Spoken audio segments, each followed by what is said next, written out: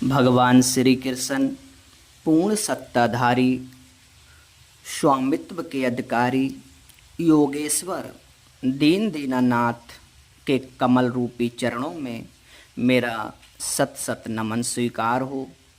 परमात्मा की भक्ति से मन सात्विक हो जाता है। प्रेम, स्नेह, पवित्रता, मान मर्यादा, अनुशासन, सहनशीलता, अपनापन, मानवता, योग, परिश्रम, सिद्धि के गहने धारण करके हमें अपने जीवन में भक्ति रूपी पुरुषार्थ और परमार्थ अवश्य कमाना चाहिए।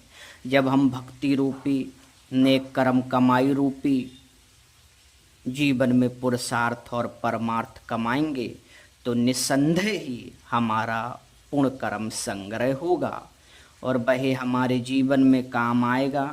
क्योंकि मेरे श्री कृष्ण प्रभु कहते हैं, मुझे सेब, संतरा, अमरूद, ड्राई फ्रूट्स, फल, मेवा, सुगंध इत्यादि की भी ज़रूरत नहीं है, लेकिन मेरे भक्त अगर ऐसा करते हैं तो भी मैं उसे स्वीकार कर लेता हूँ।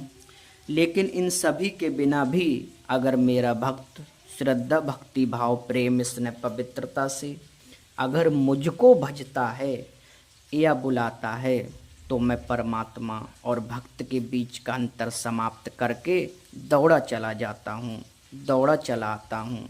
लेकिन मनुष्य मेरी तरफ ध्यान तो दे, मुझे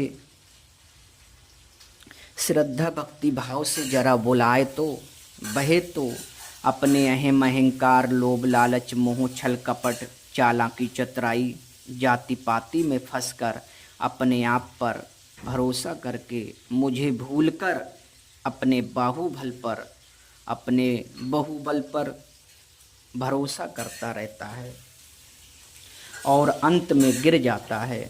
फिर उसका उठना संभव नहीं होता, फिर तड़पता रहता है, फिर उस कर्म से ही उसके सर्वनाश का कारण बन जाता है।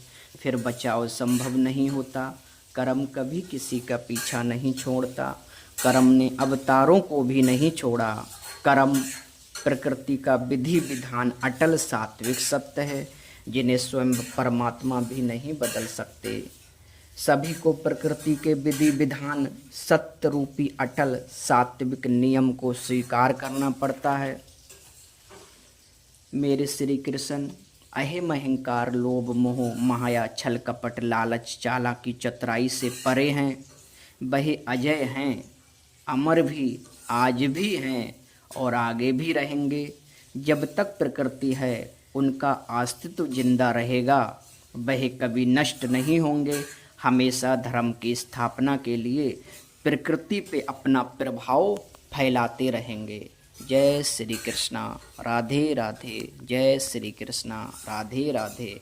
जय श्री कृष्णा, राधे राधे।